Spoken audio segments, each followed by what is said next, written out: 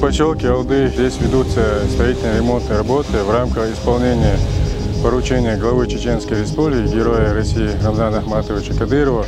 Главой было дано поручение привести прилегающую территорию в соответствующий эстетический вид, и в тот же день были начаты работы. Здесь ведутся работы по строительству ограды, из кирпичной ограды на железобетонных ленточных фундаментах. Также начаты работы по ремонту кровли частных жилых домов. 10 домов, сейчас мы меняем крышу. При реконструкции кровли одного частного жилого дома было обнаружено, что данный дом находится в плохом аварийном состоянии, от чего главой было дано поручение построить для данного гражданина новый индивидуальный жилой дом. Работы ведутся за счет средств регионального общественного фонда имени первого президента Чеченской Республики, героя России Ахмата Хаджи Кадырова. Да, Лазов,